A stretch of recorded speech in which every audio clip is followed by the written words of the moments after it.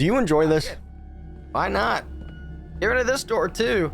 Because I really don't think I do. Picture! Take a picture! Merry Christmas!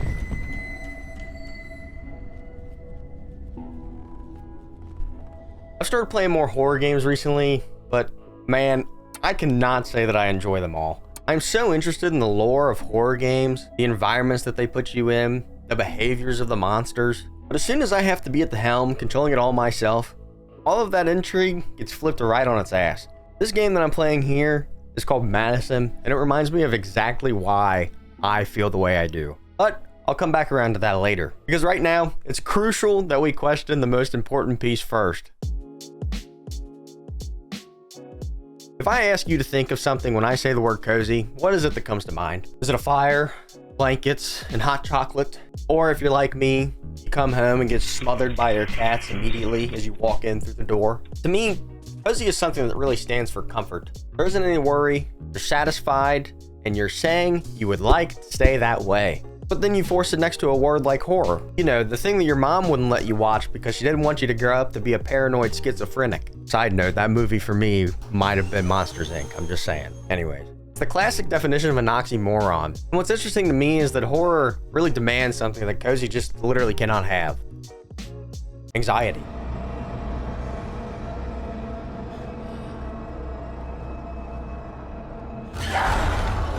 Not anxiety like the clock is about to run out of time, but anxiety more in a primal sense. Fight or flight type anxiety. Feeling if something isn't right that your nervous system just picks up on immediately. Whether that anxiety is coming from a niche phobia that you're too scared to tell anybody about,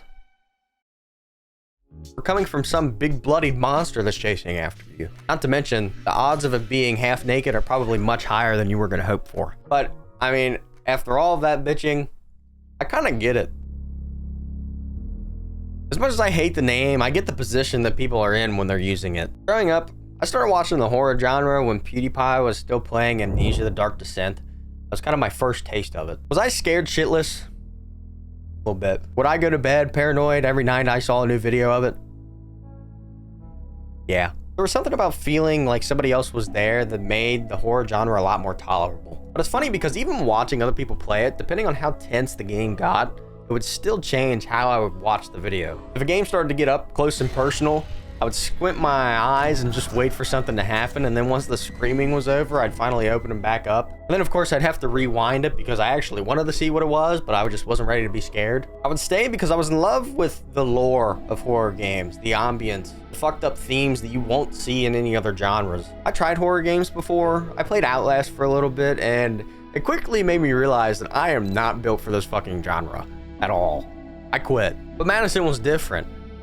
MADiSON was unfortunately the first horror game that I forced myself to sit down and play through. Because once I'm the one playing the game, the relationship that I have with it pretty much changes immediately. Watching horror games lets me be curious about it from a distance. Playing horror games pretty much immediately makes me responsible for the decisions and surviving it to be able to tell about it later. And there is a very big difference between horror that is scary and horror that is sinister. In games that lean more into survival horror, you're pretty much constantly reminded of how powerless you are the entire time. In comparison to the world around you, it always seems to have some weird power dynamic where something or somebody is extremely overpowered, and you will never happen to be that somebody or something. So the entire time you're pretty much hiding and running and managing resources, and you're hoping that if you don't turn the fucking corner, that the fully sentient monster that they stuck you with isn't standing right there. But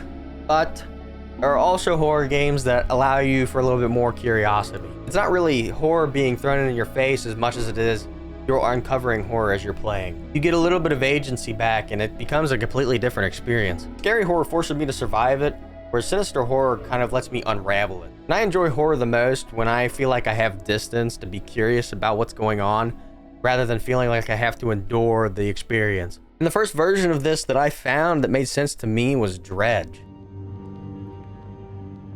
Dredge is such a fun game for so many different reasons, but the important part is that it's not scary. There are still things out to get you, and there are definitely still places that will make you feel uncomfortable. But Dredge does something important that I think a lot of other horror games don't get right, and that's pretty much the scariest thing of all. employment. I might be exaggerating a little bit for the bit, but Dredge really does do such a good job at giving you systems to work through while you're exploring the world that they created. So you're not just waiting around for something to scare you. You're fishing, you're selling things, you're managing inventory, and you get to decide pretty much how far you're willing to push your luck until nighttime comes around. You're still in the ocean though. The horror is not absent. All of the local residents are speaking like they're scarred for life because of what's out there. And nighttime is apparently when the ocean starts fishing for you instead. See what I did there?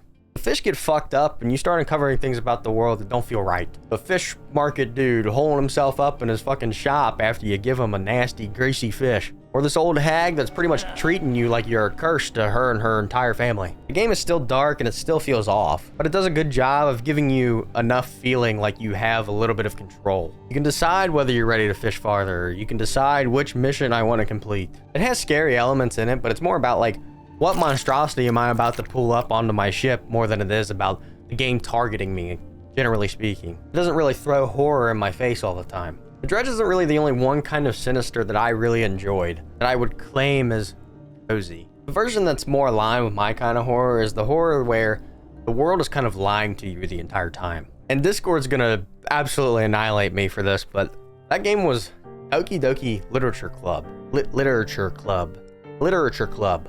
Okay, listen. This game is not necessarily my thing, okay? As much as I love to be the center of attention for 4 anime girls, sitting through, I'm so sorry. No, I'm sorry. Really? You mean it? Cute anime girls, I love you. Was literal torture for me. It was horrible. But,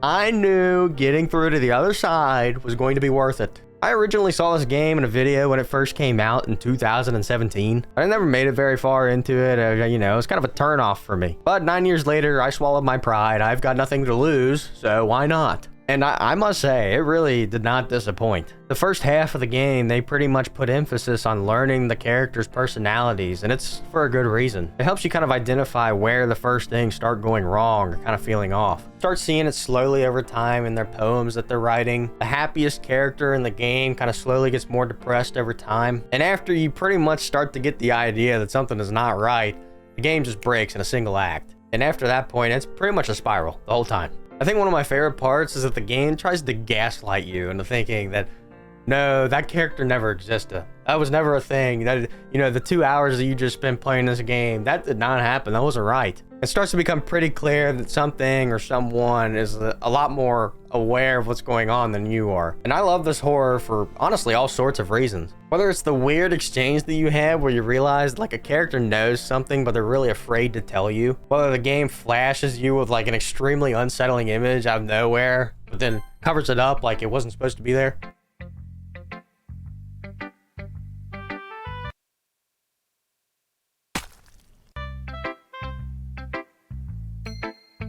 Or it just completely breaks the norm that it's been setting over that 2 or 3 hour time span. Like saying some whack shit like this.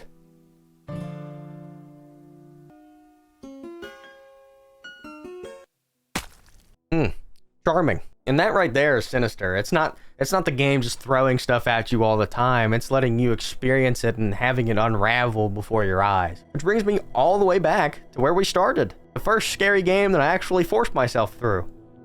80% of the way. Almost all the way through. And I mean, just holy shit. I actually genuinely like this game. You know, the environment that they drop you into and the lore of it is awesome.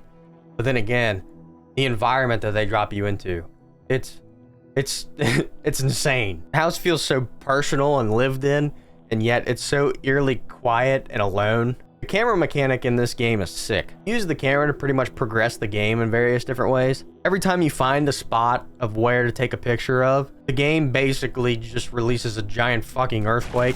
And it sounds really stupid, but it does such a good job at making you feel like, even though you're technically progressing, you've done something even worse than you were off before. You've released more evil into the house. You feel like you're never alone. Ever. Not at a single point in this game that I ever feel like I was alone. And I fucking called it too. Dude, I just know you're gonna move at some point, bitch.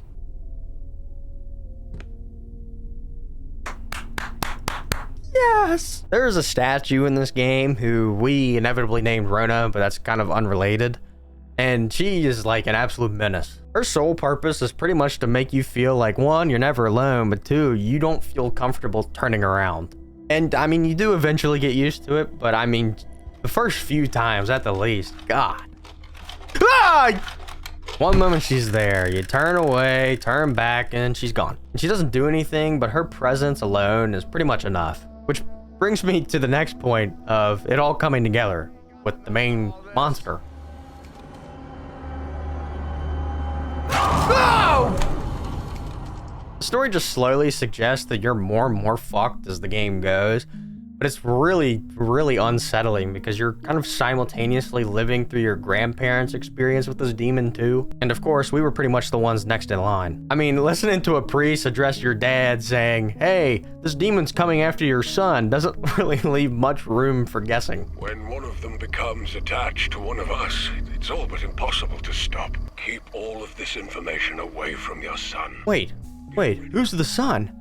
Oh yeah, that's right, it's fucking me! And at this point, I'm pretty much just enduring the game more than I am enjoying it whatsoever. I'm constantly being pushed into danger, and if I'm not being pushed, it's because it's already in the room with me. So yeah, it's safe to say that's the least cozy horror experience I've had. But to come back to the pretty much main point of this video, do I ever think that cozy horror is going to be anything but stupid? Not really. But I do feel like I understand a lot better what people are trying to get at when they say it. There's definitely two different points where horror is enjoyable and then it crosses a line into unenjoyable. For me, the dark and deep concepts and the environments that they throw you in are enough to pique my interest. With Dredge, I like the grayscale world and the creepy ass fish, but it also gives me something to do simultaneously to that. With Doki Doki, even though it's a very slow burn, the narrative surrounding it does help me identify when things are going wrong. So when the horror finally just kind of like shatters the entire world, it has a lot more bite to it. And with MADiSON, I mean, the concept in itself is awesome, you know, having a demon attached to you and you're not remembering fucked up shit that you're doing, you're trying to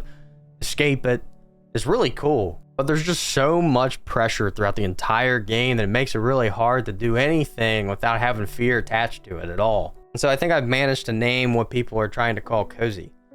To me, it's just called sinister horror. And sinister horror isn't horror without the fear or the scary. It's horror where the fear comes from unraveling the world and what's wrong with it, rather than being hunted by it the entire time. We all have our own personal limits to horror. Some of us can hardly take a step, which is me. And some people can like just never get enough. I like horror when it's creepy enough to, you know, send chills down my spine still and freak me out. But I struggle with it when it, you know, makes me wince at the screen and pretty much question if I even want to continue playing it. Because if I'm thinking about whether or not I even want to continue, I'm probably on edge enough as it is. So if you know of any games that you want to see on this channel, or if there's games that sit somewhere in between that scary and sinister horror that I've been talking about, please let me know in the comments. I do want to check these out as I go. I'll pretty much decide in post if I'm brave enough to play it, but we'll see. Anyways, you go find yourself a cozy horror game to play on your own. Or horror.